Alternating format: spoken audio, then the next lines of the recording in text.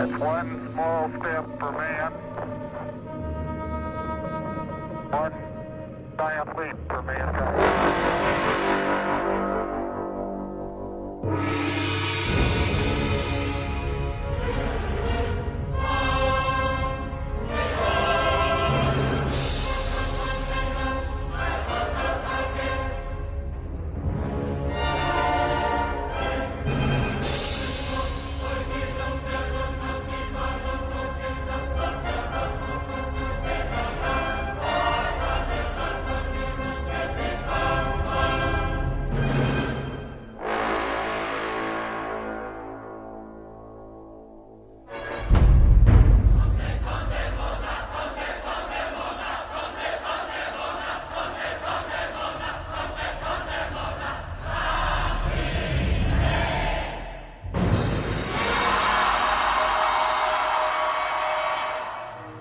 An unidentified flying object.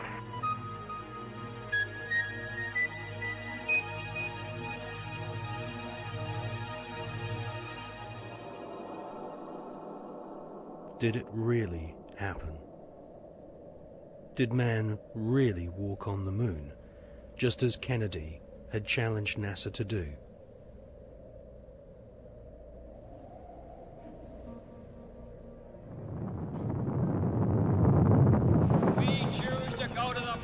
This decade and do the other things, not because they are easy, but because they are hard. The photos of Apollo 11 moon landing have been criticized as being too perfect and looking like they've been photographed inside a TV studio with spotlights.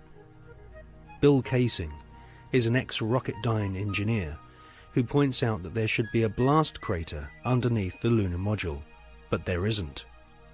Award-winning filmmaker and photographer David Percy has written a book called Dark Moon, which shows that the famous Apollo 11 photographs were all shot using multiple light sources, something which can't happen if the astronauts were really on the moon.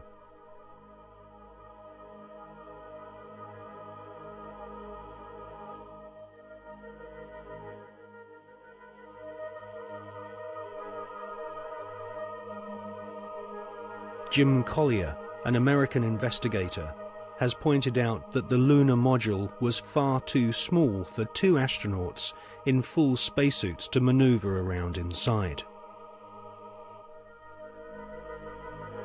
Jim Collier also believes that some of the footage showing the lunar module blasting off from the moon's surface has been filmed using a rotating model, just like the special effects techniques Hollywood blockbusters use today.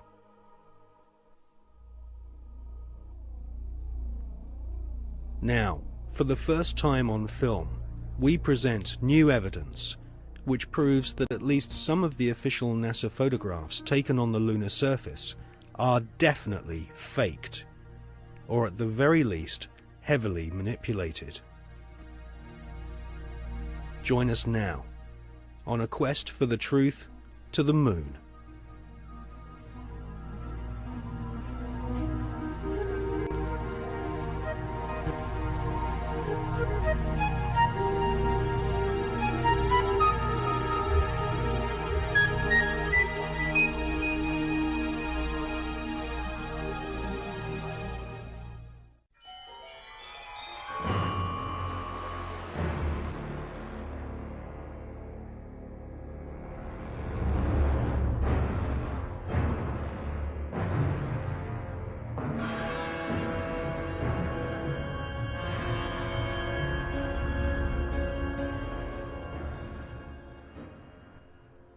In this film, we shall not only prove beyond all reasonable doubt that many of the official NASA images of lunar exploration are fake, but we shall also examine the motives for the biggest lie put before the world.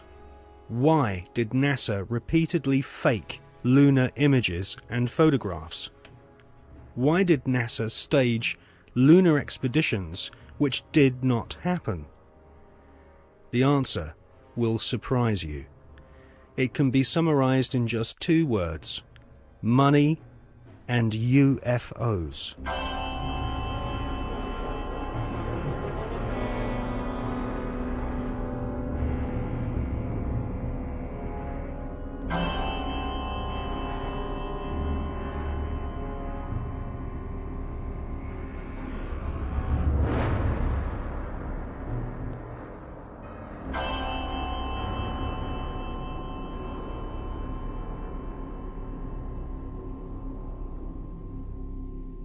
But before we look at the motives for lying on such a vast scale, let's look at where some NASA scientists came from.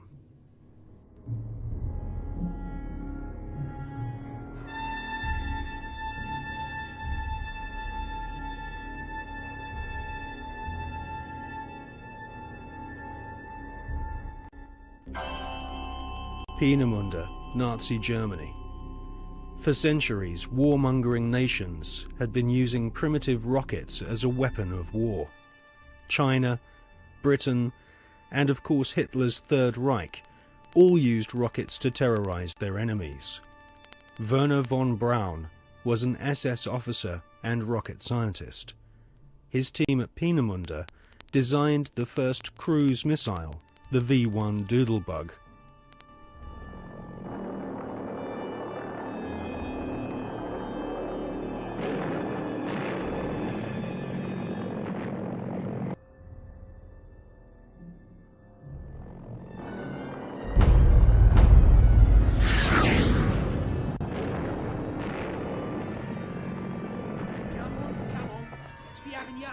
Come on!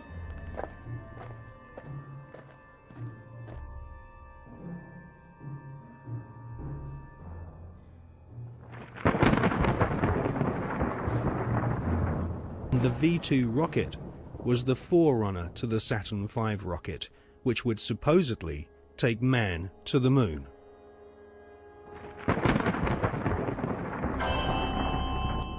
At the end of World War II, the American government were desperate to get hold of the Nazi rocket weapons, which had wrought havoc on the innocent people of Britain. The American government launched Project Paperclip, which secretly changed the war criminal files on Werner von Braun and his colleagues.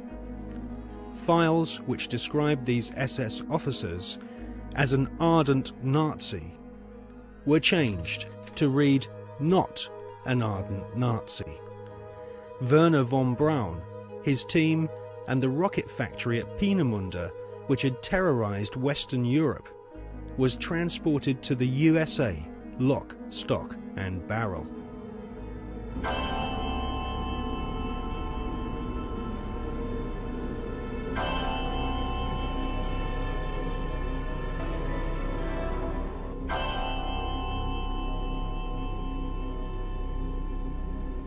It soon became clear that the Nazis had a secret space program at Peenemünde and Nordhausen. The Hannibal craft utilized alternative propulsion systems such as Vril power, possibly back-engineered from recovered crashed flying saucers.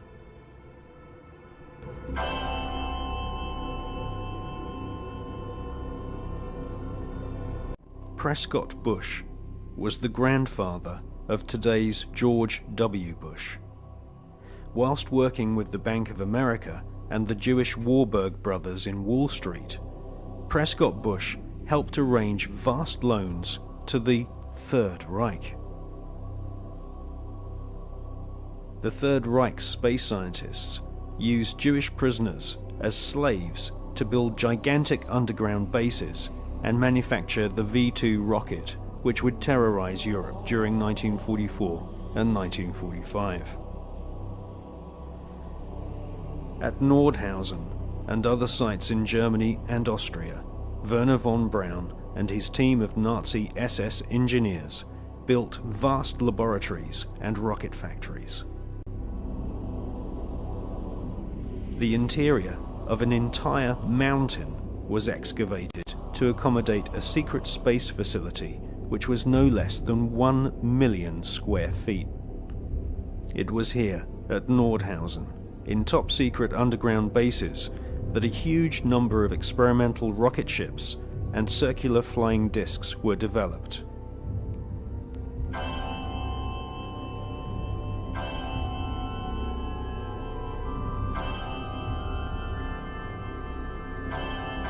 The prototype V-7 craft was powered by engines manufactured by BMW.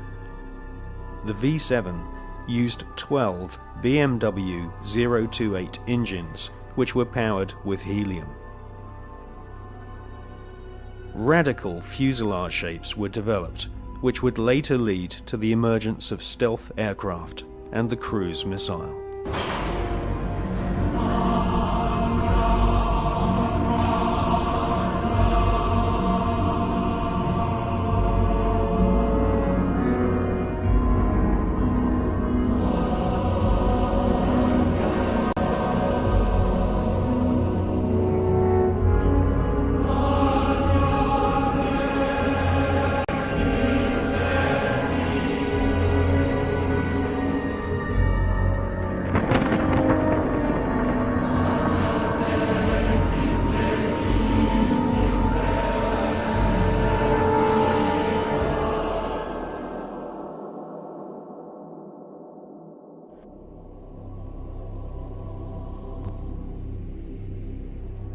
Werner von Braun and his team closely studied photographs of UFOs which had been photographed in Germany, Austria, Switzerland, and Russia.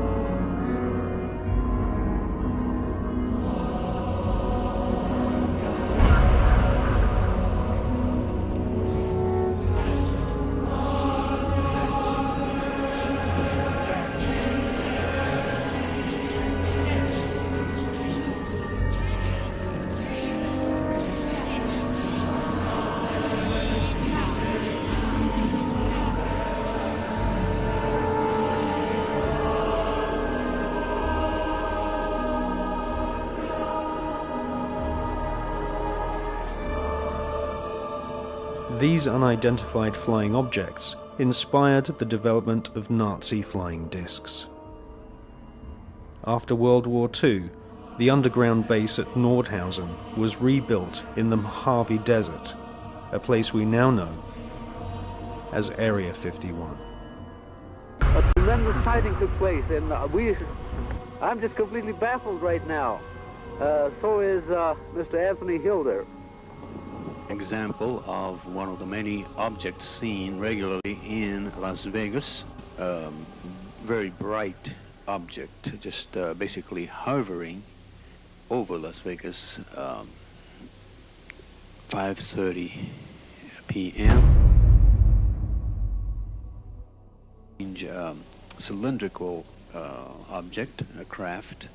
We believe it could be some kind of an observation platform.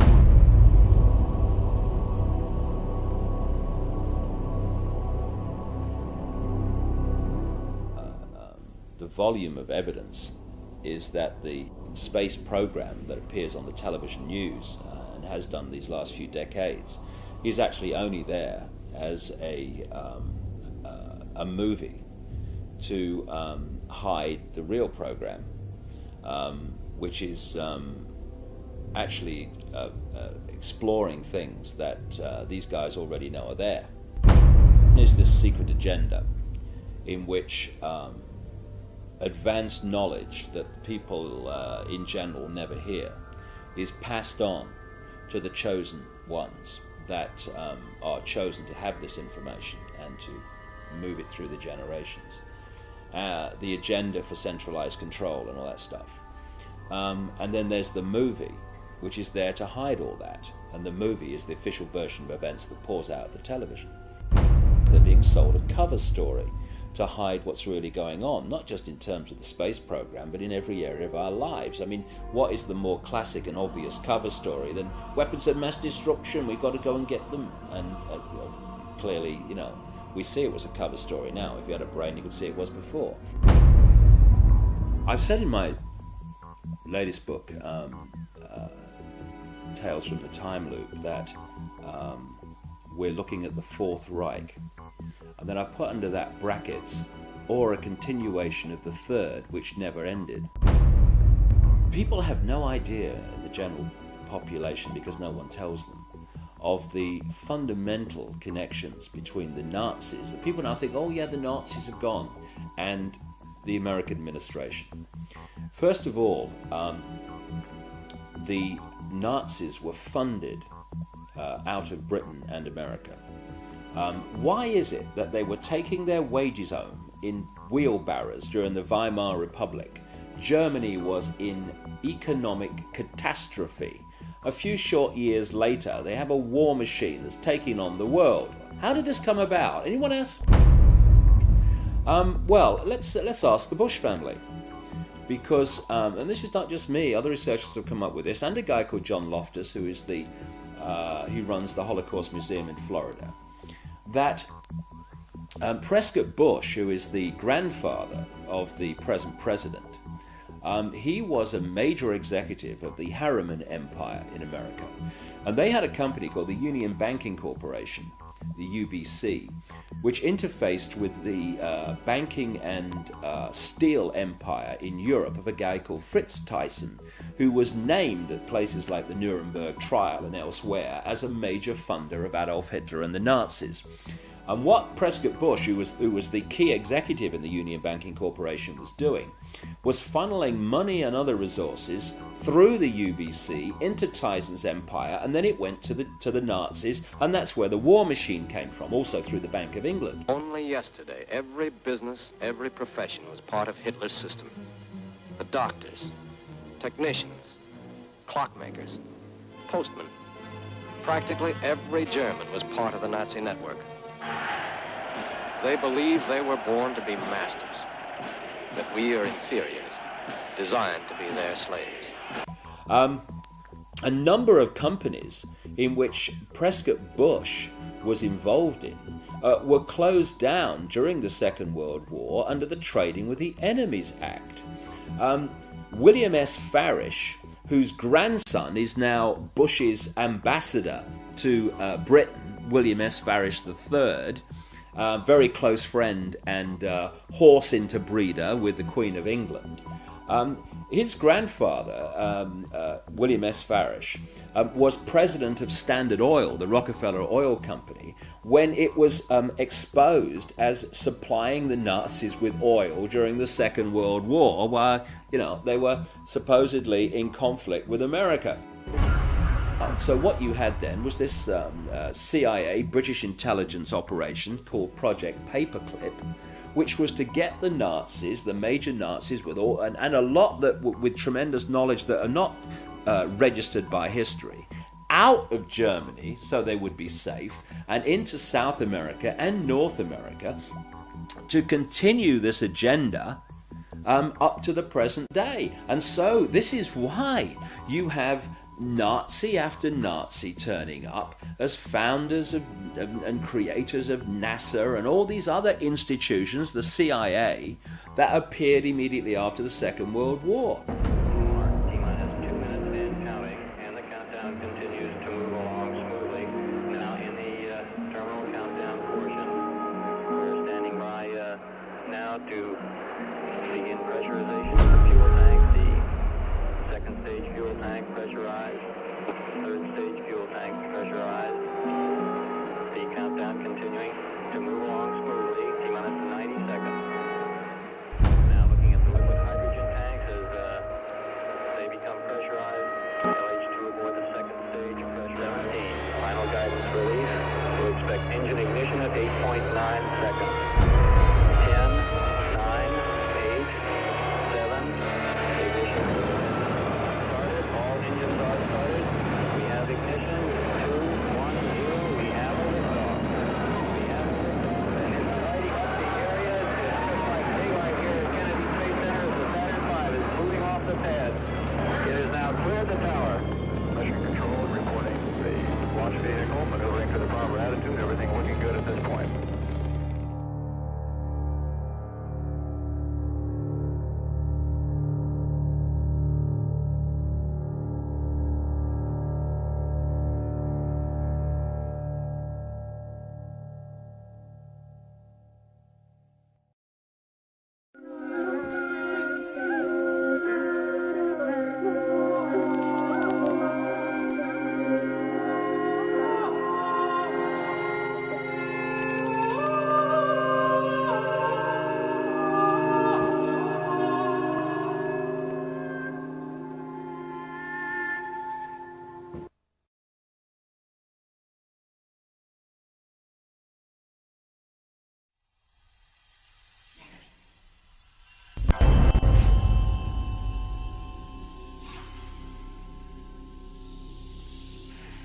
In 2003, the skeptical magazine Fortean Times claimed that no such craft or Nazi secret space program had ever existed.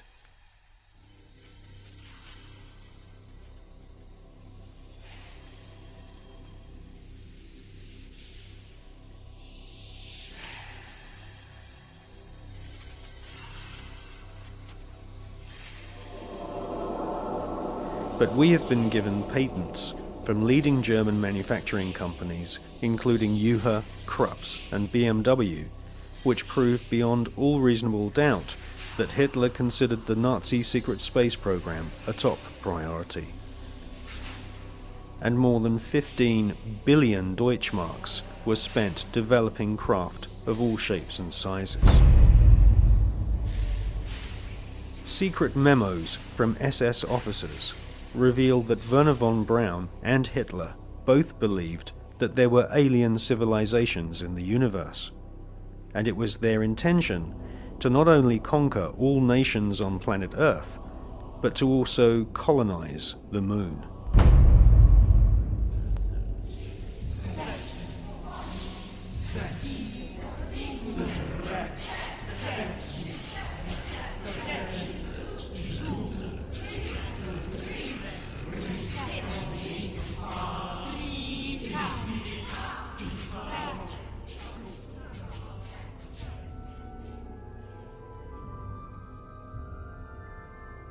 Gentlemen, the conquest of outer space is the greatest technological challenge of the age in which we live.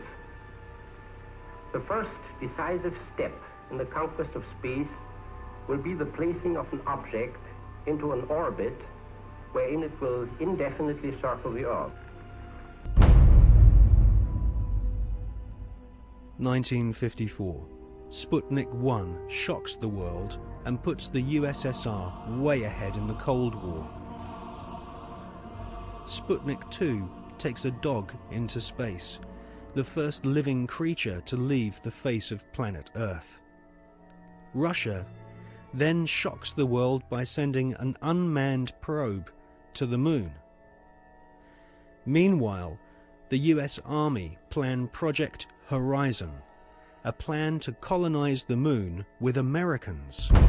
This plan was soon abandoned when the true nature of the hostile environment of outer space was discovered by American and Russian scientists.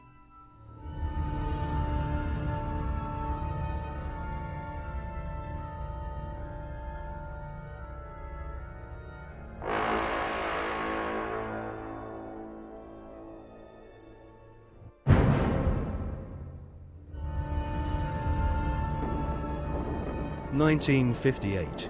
Spectacular rocket failures destroy American morale.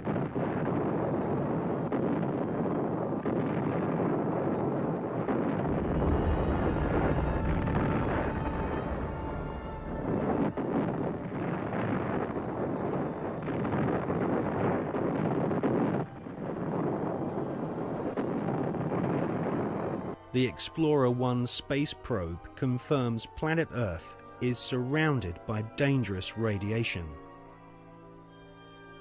Radiation so powerful that it could cause nausea and cancer. The Van Allen radiation belts and solar particles from the Sun are extremely hazardous to humans. Space is also full of micrometeorites which can rip through spacesuits and metal in the blink of an eye. Meanwhile, Russia celebrate getting the first man into space, Mr. Yuri Gagarin.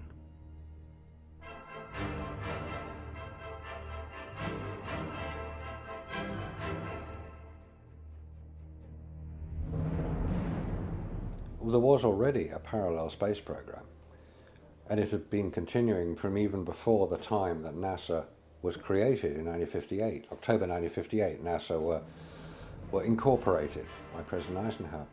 The Secret Space program was run by the Department of Defense. It took its original form in Project Horizon, which was established in 1959, the habitation of the colonization of the moon. The reason for that was that whoever controlled the moon controlled the Earth. If you could launch rockets from the moon onto your enemies on Earth, they couldn't possibly retaliate, therefore you had the upper hand. There was a serious attempt, certainly a serious investigation, to put man on the moon and keep him there. So the secret parallel space program continues to this day. There is a military space shuttle, and even the ones that we see from Columbia onwards are designed according to the specification of the Department of Defense. If you look at them, they will carry spy satellites into orbit. And if you want to know what a spy satellite looks like, the Hubble telescope is one. That is the design of what's called the KH-12, the keyhole satellites, which are used today over enemy territory, which is presumably any territory that is not American. Regardless of the dangers of radiation, and without having spacesuits nor spacecraft which can protect the occupants from radiation, NASA convinced the American people to pay $40 billion for the space program.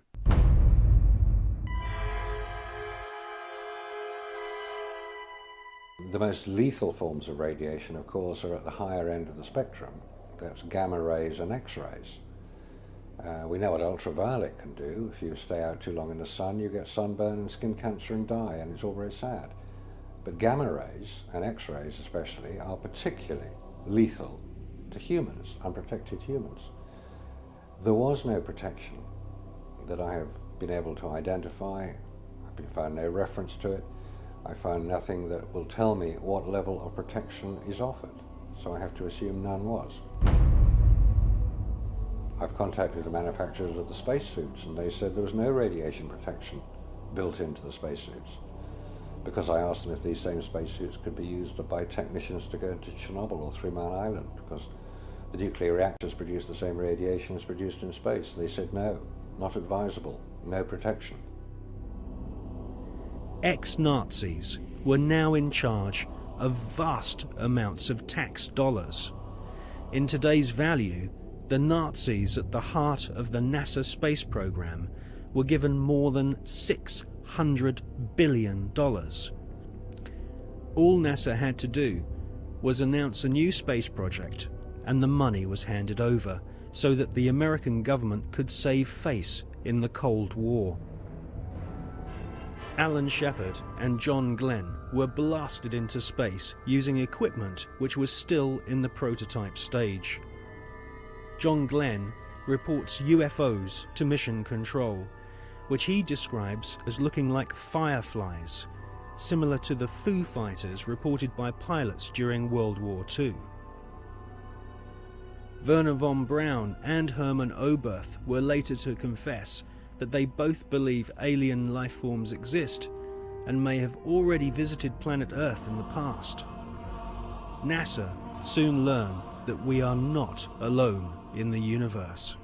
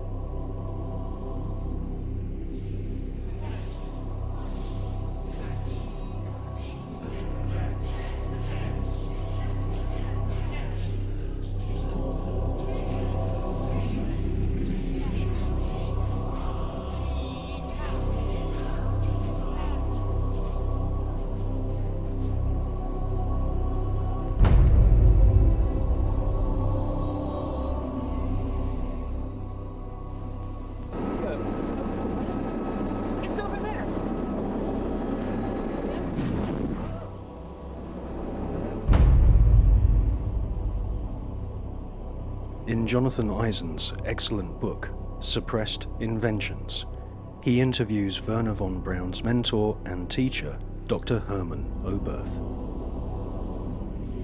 Dr. Oberth makes it quite clear that he has studied the aeronautic performance of UFOs.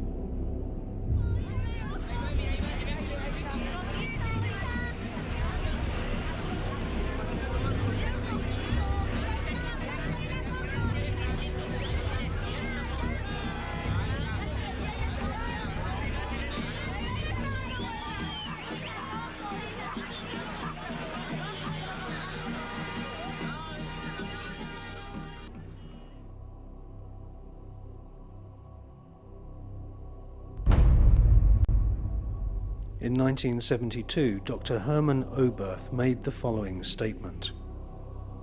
Today, we cannot produce machines that fly the same as UFOs do. They are flying by means of artificial fields of gravity. this would explain the sudden changes of directions.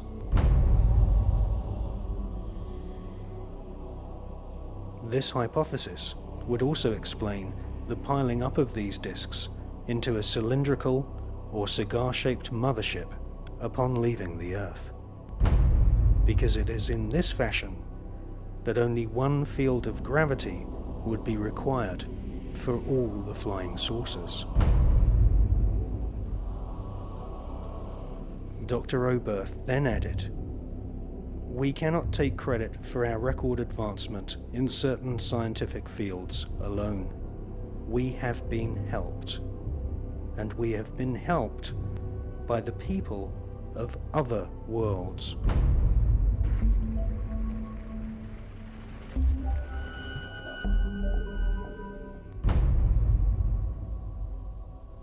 Dr. Hermann Oberth was the greatest pioneer of astronautics. Hermann Oberth made his statement in 1972. Almost 20 years later, in 1991, amateur footage of UFOs stacked up in a cylindrical formation was filmed in Mexico City.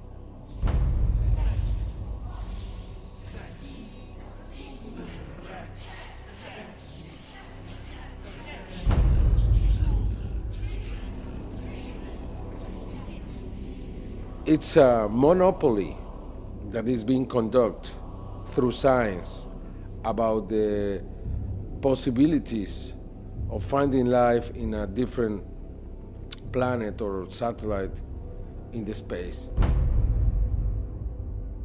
We have many other reasons to believe that NASA has been lying in every respect. It's very difficult to know if the politicians know the real truth or not. We know that there is government inside the government.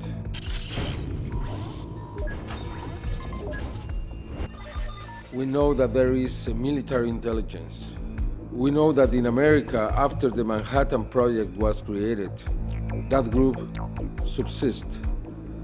And that group was the one who handled the Roswell crash, the Socorro crash, and others. Are you talking about Majestic 12? Yeah, probably it's a different name now. Now it's not Majestic 12, now it's something else. I am here to discuss the so-called flying saucers.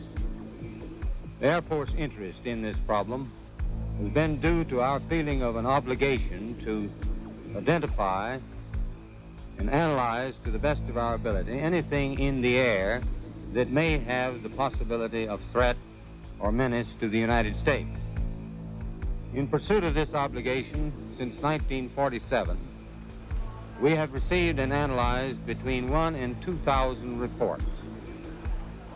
It's very difficult to know if Bush and Blair and others are puppets, or they are innocent, or they are the mastermind. What we really know is that there are many who decide together what to do in any kind of situation.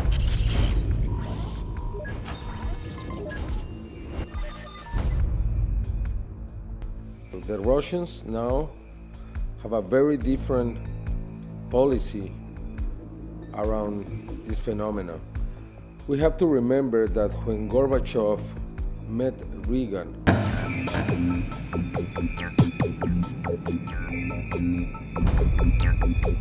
many times he asked about the technology that the United States have obtained from the others.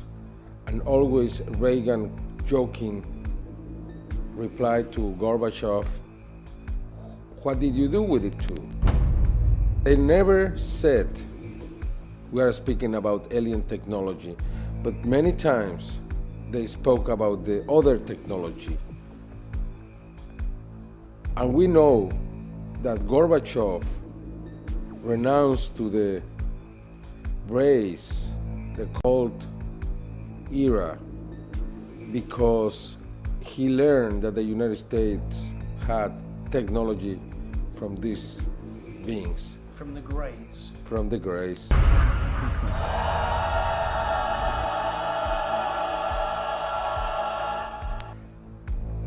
From then on, we saw many cosmonauts talking openly about what they saw.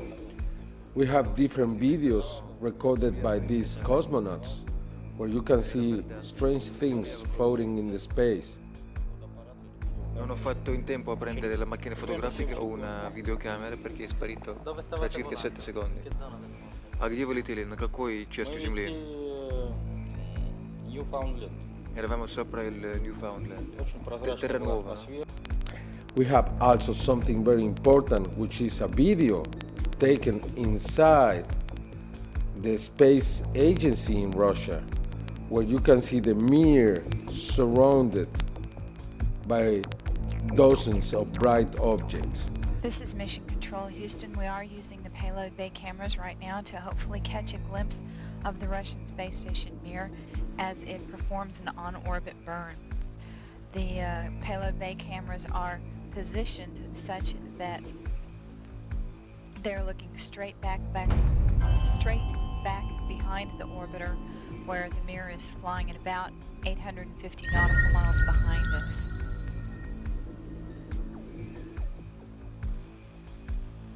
No joy from here, sorry. Hope it was a good one, though, for our friends. Thank you, sir. We could not see it here either. We'll wait 2 or 3 more minutes till sunrise, and then at that time give you a go for KU stow. We're at a mission lapse time of 7 days, 13 hours, and 17 minutes. This is Mission Control, Houston.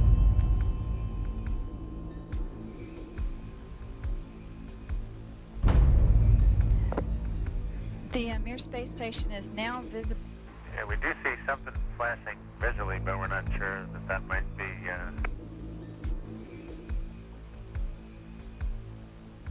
This shot was obtained by the shuttle, by the Americans. NASA never released that piece of video. It means that we have 2 different positions.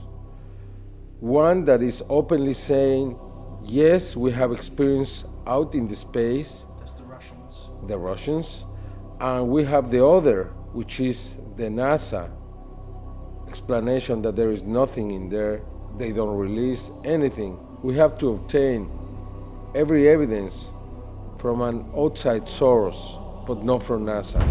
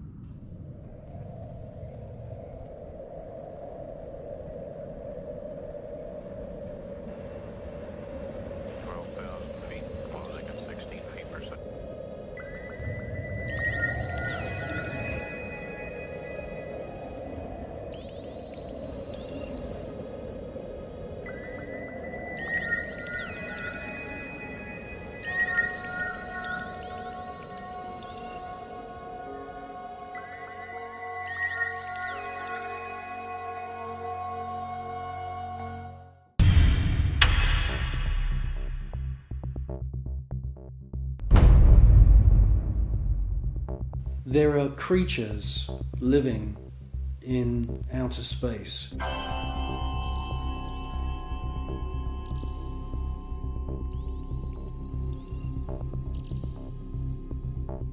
And I'm the first one to realise how crazy that sounds. Scientists would immediately say, well, that's impossible. There's ultraviolet radiation in space. Without having a craft around you, you'll die. Well, all I can say is that these, I call them space serpents, they do exist.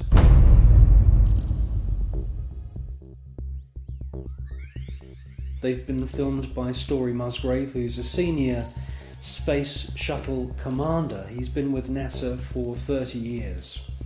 He's seen one of these space serpents on 2 occasions. He's filmed it on 1 occasion.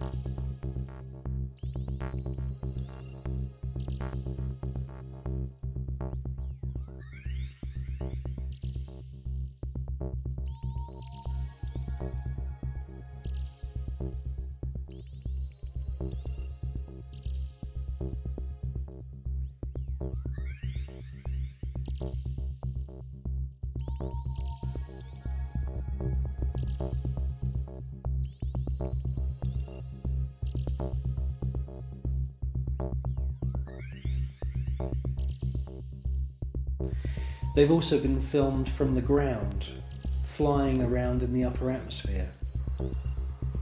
Now, quite frankly, we don't know anything about the life cycle of these creatures, but they do fit in with the descriptions of other kinds of critters, other strange-looking creatures that astronauts from the very early days of NASA have reported. I suspect that they use some form of photosynthesis, and I suspect that they hydrate themselves by flying in the upper atmosphere of planets. One important thing I must say, though, about these space serpents is that there are about 7 or 8 very, very important ancient sites, temple sites on planet Earth, most notably in Mexico. And these temples are dedicated to the memory of flying serpents. And this is what we see in this footage, is flying serpents. There also seems to be a very interesting relationship between the flying serpent and these small luminous spheres.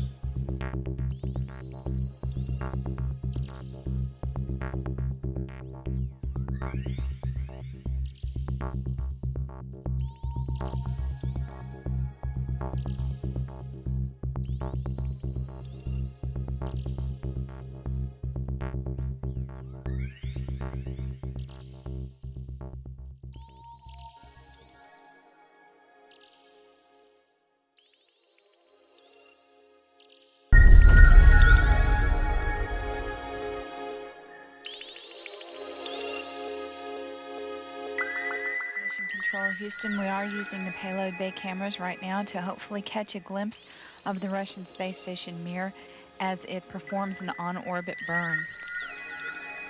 Though it will be difficult to pick Mir out from the stars as they pass behind us, the payload bay cameras are positioned such that they're looking straight back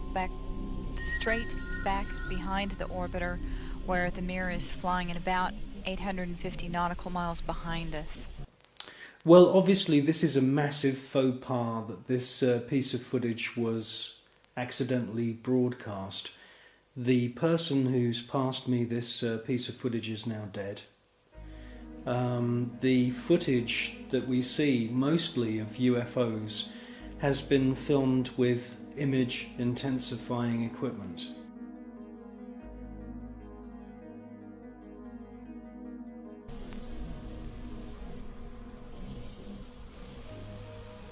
No joy from here, sorry. Hope it was a good one though for our friends.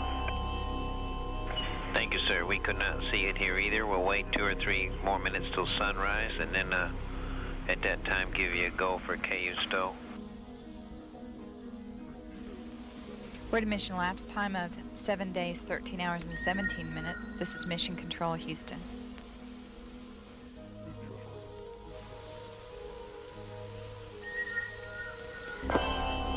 The Mir space station is now visible on the far left-hand side of the screen, about an inch from the bottom of this particular picture.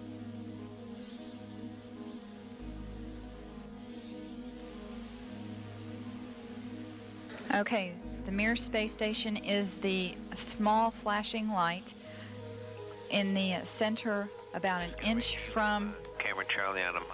the left-hand side of the screen. It's slowly... Tally ho on the camera.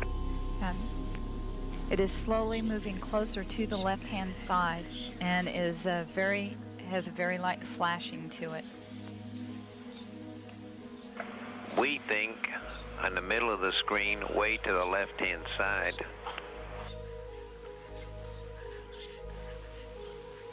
We think you can see a flashing light just a little bit to the left of the center of the screen, very faint.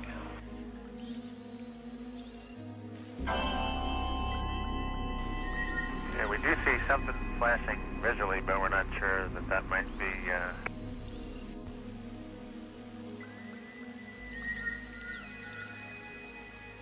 This is Mission Control, Houston. Once again, we believe we were just able to spot the Mir spacecraft as it flies about 850 nautical miles behind us.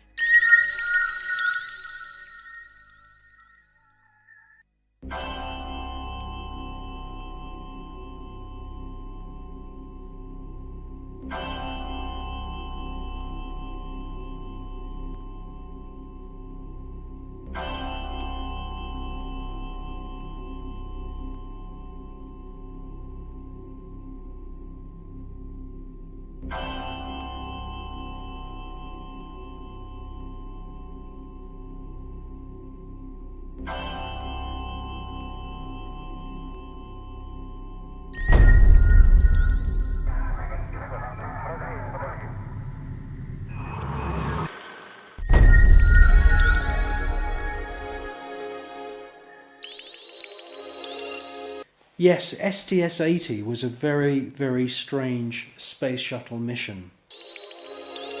What we see is a lot of activity. It can't all be put down to natural phenomena. James Oberg at NASA and all the other pundits at NASA would love you to believe that these are all ice crystals and space junk and debris. Quite frankly, if there was that amount of debris, that sheer number of shooting stars flying around in close proximity to the space shuttle and the Mir space station, it would be not safe to put craft up into space. A piece of rock just a few millimeters across, travelling in the opposite direction of the space shuttle, would rip through the entire structure of the space shuttle and cause a fatal accident.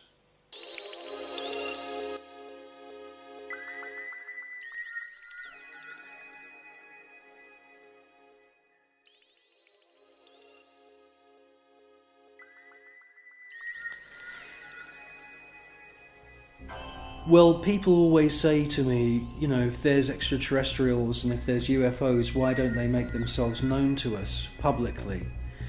Well, I think with the space shuttle mission STS-80, that's exactly what they did do.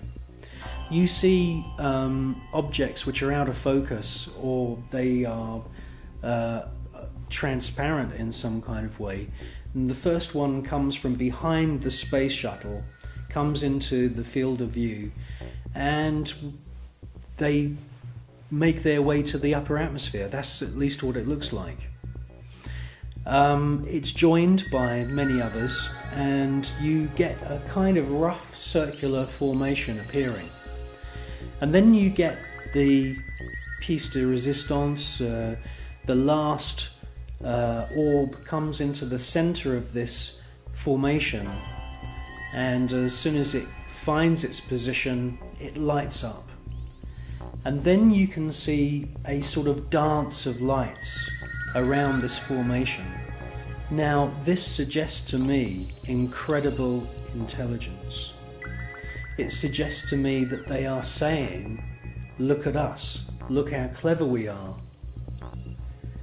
And it's an astounding piece of footage.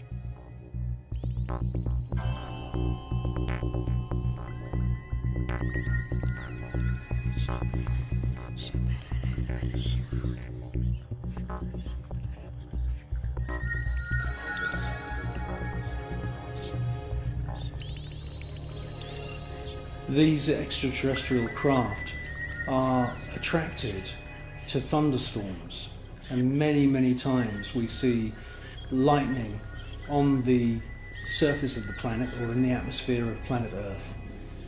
And as soon as these electric storms start, the UFOs swarm into the area.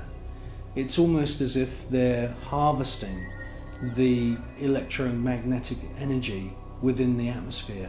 And in actual fact, there are unseen forces in the atmosphere, etheric flows of what the German scientist Wilhelm Reich described as orgone energy.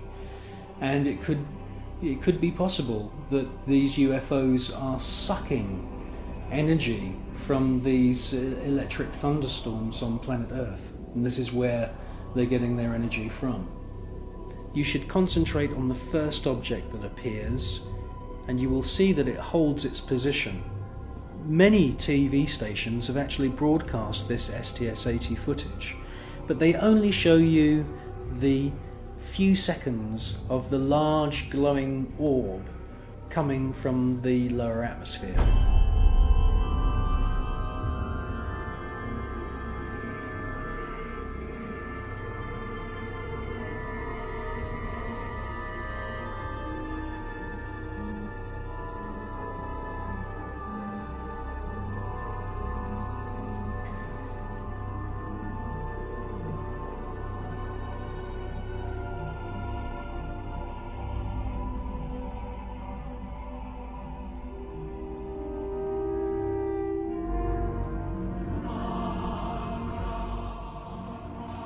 The cameraman who's operating the space shuttle camera is fully aware that the first object has held its position, and after the large orb has ascended from the lower atmosphere and the shuttle is moving away from the scene,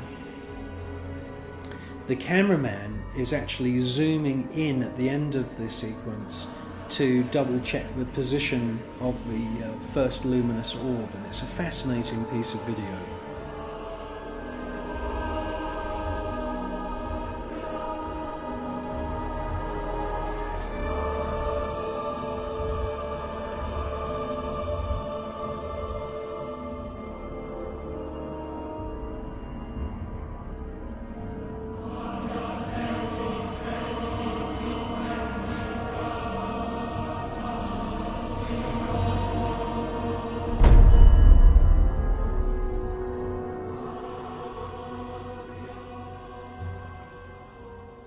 A few years ago there was an astounding book published.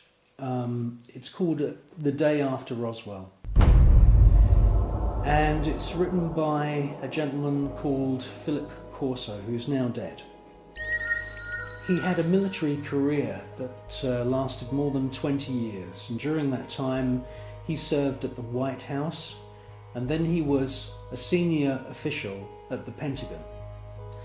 And in this book, which is an astounding book, he clearly says that there is a war going on in space.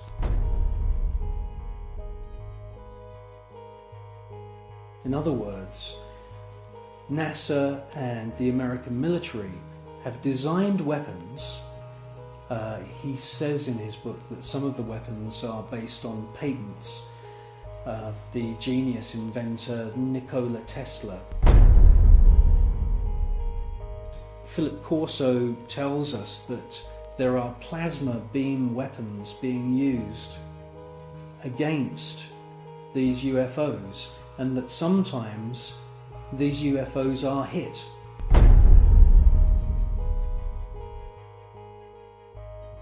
A special team then travel out to wherever it is in the world and collect the wreckage. Now, from the wreckage, they back engineer any useful technology. In his book, he clearly states that microchips, semiconductors, fiber optics, lasers, many other new metal alloys have all been back engineered from wreckage which they've collected from UFOs which have been shot down by the American government.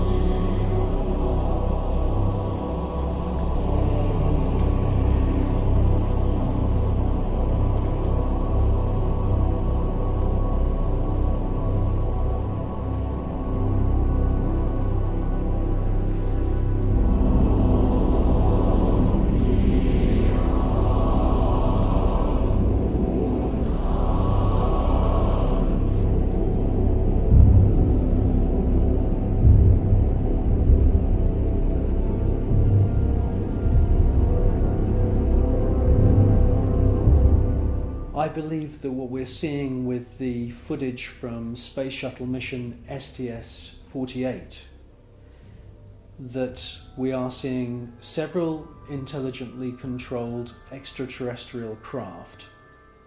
And yes, I do believe that the flashes are the firing of some very, very top secret weapon which is able to produce an electronic or electromagnetic plasma kind of death ray that is being used against these UFOs. I do believe that that is exactly what we're seeing.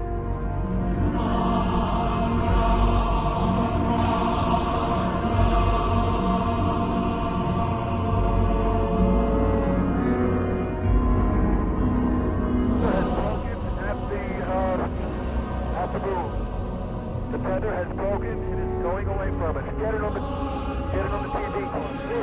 TV. Tether has broken. Copy. Space Shuttle mission STS-75, the tether incident. A lot has been said about this incident. Personally, I feel that most of the objects that you see are actual individual parts of the tether, just floating around in space, and that they're out of focus. It's a fascinating piece of footage, and I wouldn't be surprised if there weren't, quite a few UFOs coming into the scene to check out our technology, just as the same as they've done many times before. The crew can see the tether and see the satellite. It's beautiful.